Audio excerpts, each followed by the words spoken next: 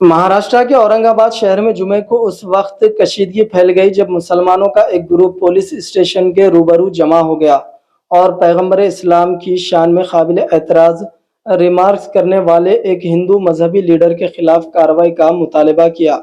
मुसलमान बड़ी तादाद में सिटी चौक पुलिस स्टेशन के बाहर जमा हो गए और रामगिरी महाराज के खिलाफ कार्रवाई का मुतालबा किया।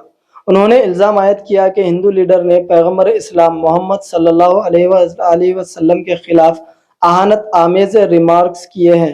इंस्पेक्टर निर्मला परदेसी ने मुसलमानों को समझाया और उनसे पुरअमन रहने की अपील की। खातून इंस्पेक्टर ने बताया कि वो इस सिलसिले में सख्त कार्रवाई करेंगी। रामगिरी महाराज ने एक न्यूज़ चैनल से बात करते हुए कहा था कि हिंदुओं को चौकस रहना चाहिए। मैंने वही कहा जो मुझे कहना चाहिए था और मैंने अपने बयान पर कायम हूँ और मैं नतीजा भुगतने के लिए भी तैयार हूँ। मजलिस के साबिका रुकने पार्लियामेंट इम्तियाज जलील ने सिटी पुलिस कमिश्नर को एक मकतूब तहरीर करते हुए रामगिरी महाराज के खिलाफ सख्त कार्रवाई का मुतालबा किया। इम्तियाज जलील ने औरंगाबाद के उलमा इकराम के साथ पुलिस कमिश्नर से मुलाकात की और दरख्वास्त की कि रसूलुल्लाह सल्लल्लाहु अलैहि वसल्लम के खिलाफ मुतनाज़िया बयान देने वाले रामगिरी के खिलाफ जल्द अज जल्द कार्रवाई की जाए। उनको ये बताया कि पूरे हिंदुस्तान के मुसलमानों के अंदर इस बात को लेकर नाराजगी है और गुस्सा है। ऐसे हालात के अंदर ये पुलिस की, सरकार की, प्रशासन की जिम्मेदारी होती है कि वो जो भी दोषी आदमी है उसके ऊपर कार्रवाई होनी चाहिए। हमने एग्जाम्पल दिया मौलाना सलमान अजहरी साहब का कि जब उन्होंने कोई बयान दिया तो उनके खिलाफ पूरे हिंदुस्तान के अंदर है तो कितने सारे FIRs रजिस्टर हुए और आज भी मौलाना साहब जेल में बंद है। तो इन्हें क्यों छूट दी जा रही है? क्या इन्हें ये बोलकर किया जा रहा है कि नहीं आप कुछ भी बोलिएगा हम आपको हाथ नहीं लगाएंगे करके? तो हमने साफ कहा है इसका कोई अंत नहीं होगा, इसका कोई एंड नहीं होगा। अगर इस मुल्क की खूबसूरती को अगर बरकरार रखना है तो ऐसे जो समाज के अंदर टेढ़ और दरारें और दीवारें पैदा करने का काम कर रहे हैं उनके खिलाफ कार्रवाई होनी चाहिए। अब आप एक बात समझ लीजिएगा, आज जुम्मे का दिन है। आज 3 अलग अलग शहरों के अंदर नासिक में हिंदू सकल समाज की तरफ से मोर्चा निकाला जा रहा है, नमाज के वक्त निकाला जा रहा है। इजाजत कौन दे रहा है?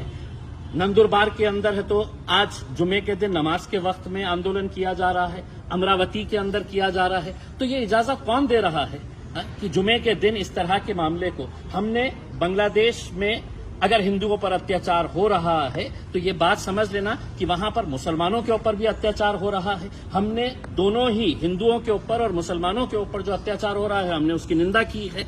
हमने उसको खत्म होना चाहिए, इसकी हमने कई जोर तरीके से हमने ये आवाज उठाई है।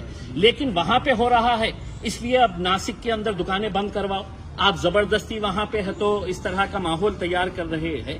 तो हम समझते हैं ये एक सोची समझी साजिश का एक हिस्सा है, एक षड्यंत्र है। और हम तमाम नौजवानों से ये अपील करना चाहेंगे, खास तौर से आपका गुस्सा जायज है। हम इस मुद्दे के ऊपर किसी तरह का कोई कॉम्प्रोमाइज बर्दाश्त नहीं करेंगे। दुनिया का मुसलमान नहीं बर्दाश्त कर सकता है अपने नबी के खिलाफ। लेकिन कहीं ऐसा ना हो जाए कि हम उनकी साजिशों का शिकार हो जाएं।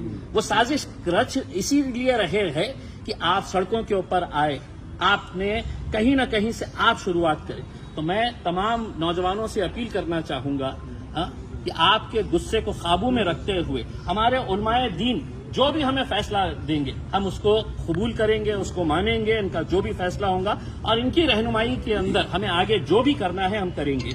आज इस ताल्लुक से सतारा के अंदर FIR रजिस्टर हो चुकी है। सतारा पुलिस स्टेशन के अंदर जहां जहां पर भी FIR रजिस्टर होगी, सुप्रीम कोर्ट का गाइडलाइंस है कि इनको सबको क्लब किया जाता है और वो क्लब करके हमने ये कहा है कि किसी एक पुलिस स्टेशन में भी FIR रजिस्टर हो गई है, इनको क्लब करके आप उसके ऊपर कार्रवाई करनी चाहिए। दूसरा हमने एक मेमोरेंडम ये दिए है कि कई महीनों से ऐसे वेबसाइट चलाए जा रहे हैं जो इस्लाम के बिल्कुल खिलाफ है। इतनी घटिया और घिनौनी बातें तस्वीरों के साथ वहां पर हमने वो पूरे वेबसाइट की डिटेल्स दिए हैं।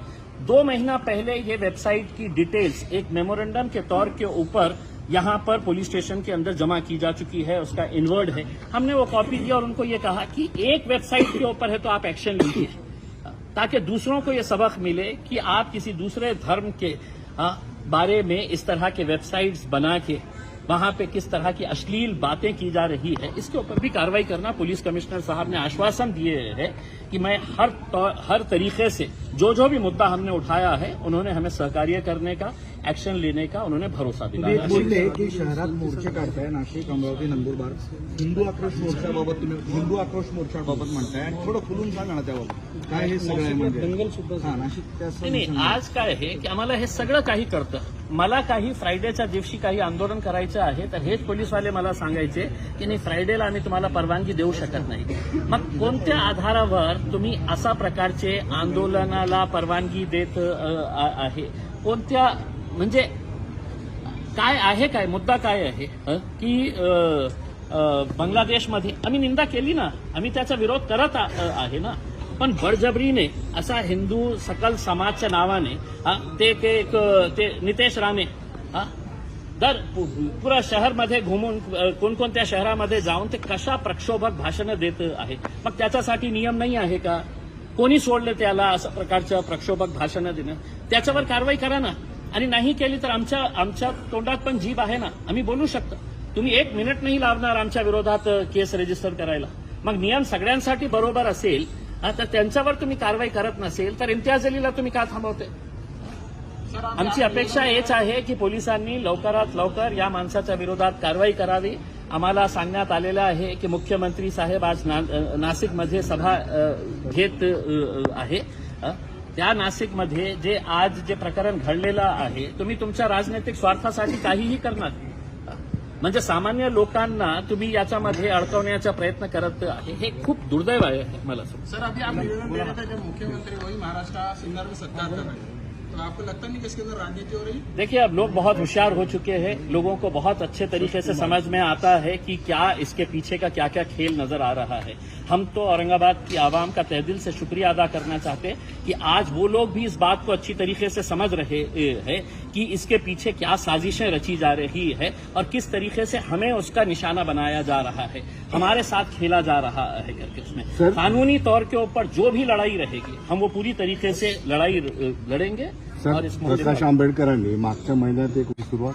देखिए, हम ये बात आज भी मान रहे हैं कि इसमें कोई दो राय नहीं है कि मुसलमानों ने दिल खोलकर नरेंद्र मोदी के खिलाफ वोट दिया, इंडिया अलायंस को. और ये जो हुकूमत आज बैठी हुई है सरकार, वो अच्छी तरह से जानती है कि लाडली बहन कर लो, लाडली भाई कर लो, लाडले पप्पा कर लो, लाडले अम्मी कर लो, उनको पैसा देने के बावजूद भी वो सत्ता में नहीं आ सकते हैं. अगर उन्हें सत्ता में आना है तो कहीं न कहीं माहौल खराब करना और उसी की साजिश का ही नतीजा है.